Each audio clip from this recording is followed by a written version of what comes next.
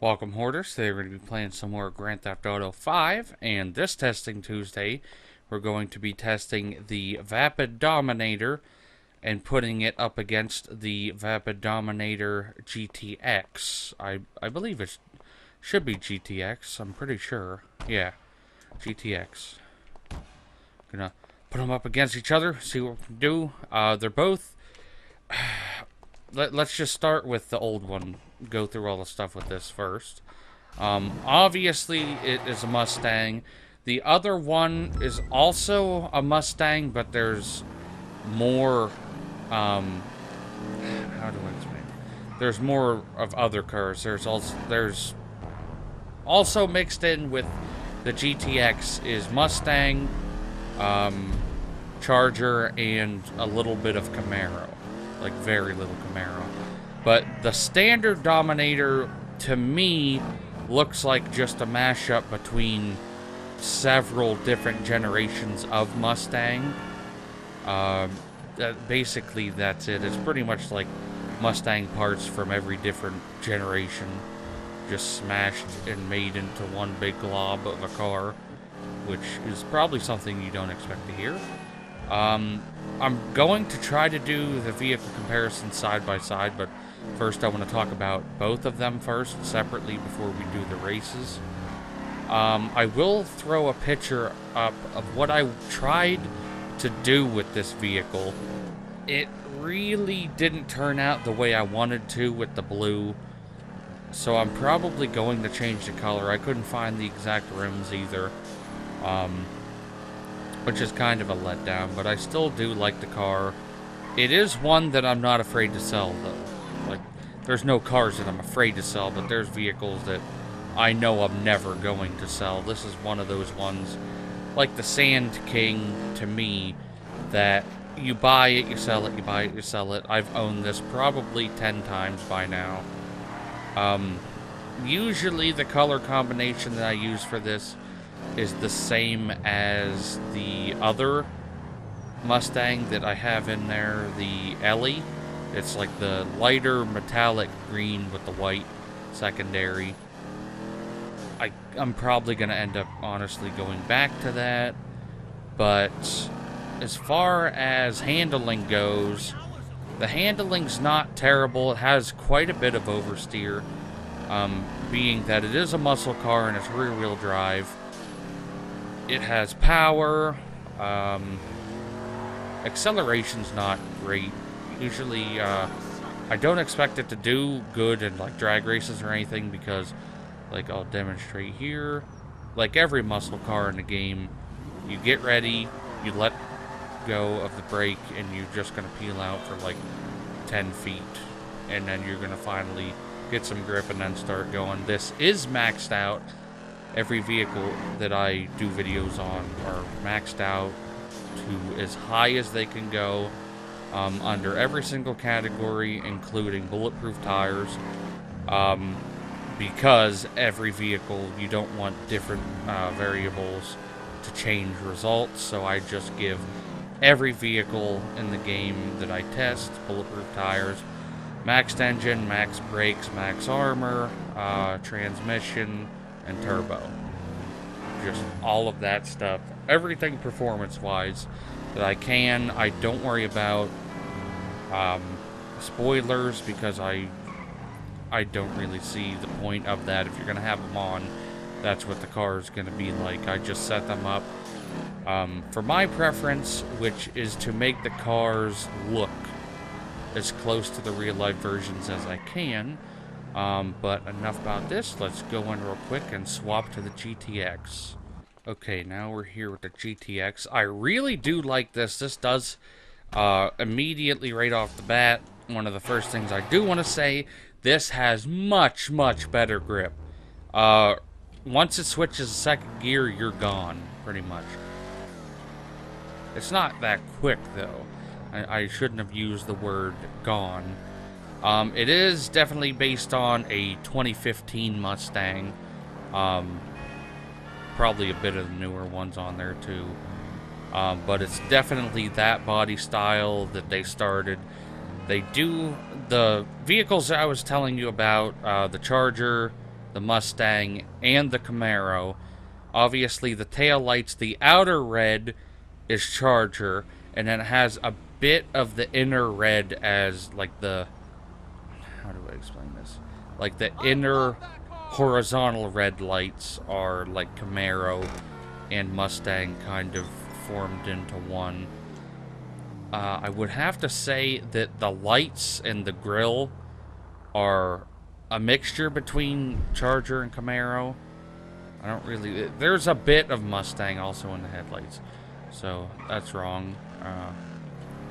So there, it's everything on this is a mixture.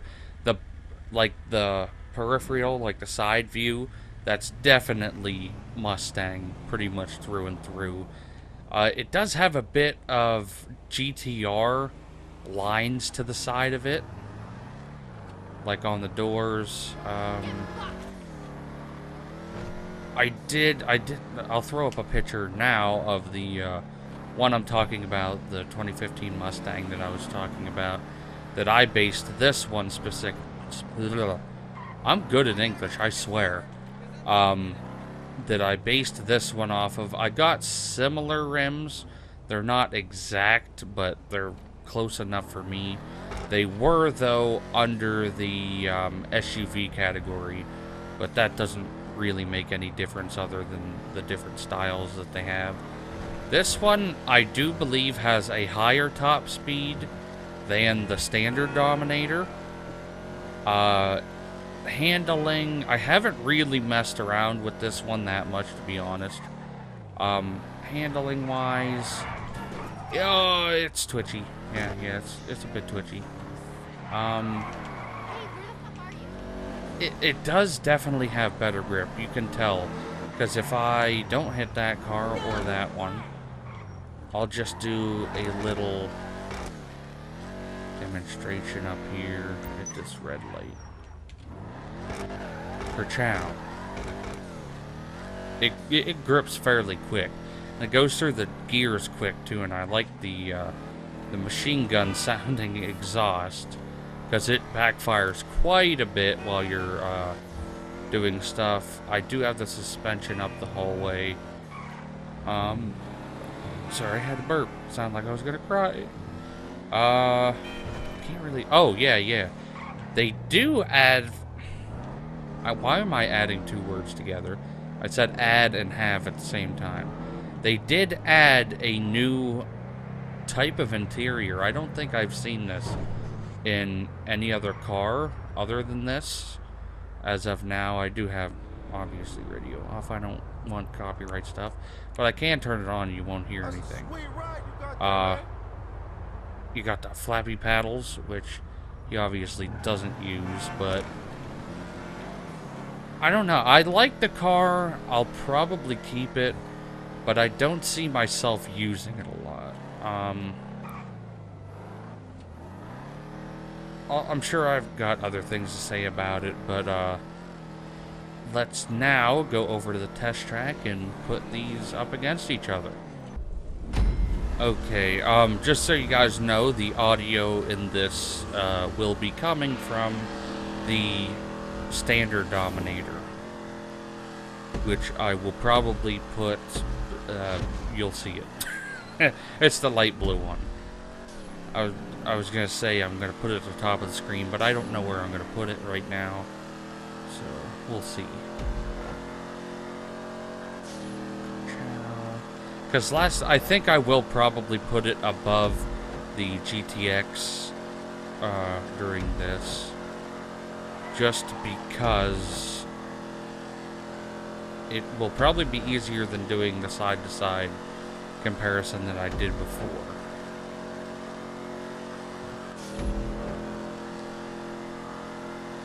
It's a bit wavy. I know the brakes aren't extremely good. I did brake kind of late there, but that actually probably helped us, to be honest. That's usually my racing style, though, too. If you've watched any of my Gran Turismo videos, I brake late and later than normal, but I also brake harder than normal. Compared to, like, most people will start braking early, but they'll do it, like, lightly. Because my thought is, hey, if I can go, like, 100 miles an hour for another second, I'm going to be quite a bit farther ahead than everyone else. And that little help that I can get. So it's basically pushing the vehicle to its absolute limit. Because I know I've driven this a lot, so I can tell what it can and can't do. Other than drifting, I suck at drifting. I really do. Speed up, start turning here. Should be able to carry most of the speed on through. I wish you could set down like the little white and red rumble strips, because I do know in racing, you're allowed to hit them. People actually do use them as, how do I explain? They use them when they're cutting corners, like as a area to hit. Okay, we are staying with the line, and we crossed the line. What'd we get? 2 minutes 26.848 seconds. I'm not sure how quick that is, but let's head on over to leaderboard and see where we placed. As you probably already know, the Vapid Dominator GTX won, but focusing first on the regular Vapid Dominator, it came in 65th place at 2 minutes 26.848 seconds. Not a great time. It did come close with other muscle cars like the Phoenix and the Ellie, but it's not a great time all around. It's kind of what you'd expect for something like that. The amount of horsepower, the wheel spin off the start, it's nothing new. We're like 100 videos in at this point on this topic. Like 100 videos in the Testing Tuesdays, but it's just like the ordinary car. There's nothing too special about it. Anything pretty much that you find off the street isn't usually going to be as good as the other vehicles. But moving on, the Vapid Dominator GTX finished in 56th place at 2 minutes 23.211 seconds. Quite a bit better than the standard Dominator. It's only one page ahead than the other Dominator, so it's still nothing too special. I do have to say, though, for the amount of speed that you're getting and the improvement between the standard Dominator and the Dominator GTX is definitely not worth the money. It is way dumb to buy the GTX compared to the standard Dominator, judging by the amount of speed and like the upgrades you get. This is almost $1 million car, which is way too high for what this is. I believe it's $725,000 compared to the standard Dominator, which I believe is around $30,000. So you are getting a much, much better deal by just sticking with the standard Dominator, because it's just so much cheaper, and it barely lost that much to it. But let's now move on over and see what they can get on the drag track. Okay, once again, the audio is probably going to come from the standard light blue Dominator. Kerchow. I don't know why I keep saying it. Honestly, after the last test, I don't know the times yet or where they placed, but after driving this and driving the GTX felt faster, or felt slower than the standard Dominator. I mean, I don't know why. Maybe it's not. It could be just actually slower, or just sounds slower, so it makes you think it's slower. What we get? 26.093 seconds. Not sure where that places, so let's take it over to leaderboard. This was actually quite an interesting result. This time the Vapid Dominator GTX did a slower time than the standard Dominator, coming in 55th place at 26.862 seconds, whereas the standard Dominator finished in 46th at 26.093 seconds.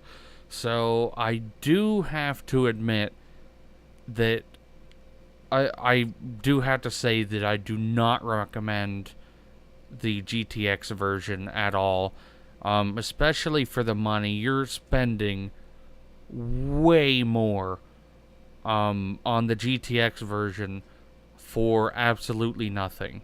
The acceleration obviously shown in this is slower, but the standard Dominator has worse handling. That's why the GTX did better on the test track, whereas the Dominator did better on the drag track. Which I think is kind of odd. Like, I even said while recording it that it seemed weird, because after I went from the GTX back to the standard Dominator felt faster, which obviously that has been shown here. So I do not recommend buying the Dominator GTX, mostly because of the amount of money that you spend, because it's about $700,000 to buy the car, plus the extra $200,000 to $300,000 to max it out.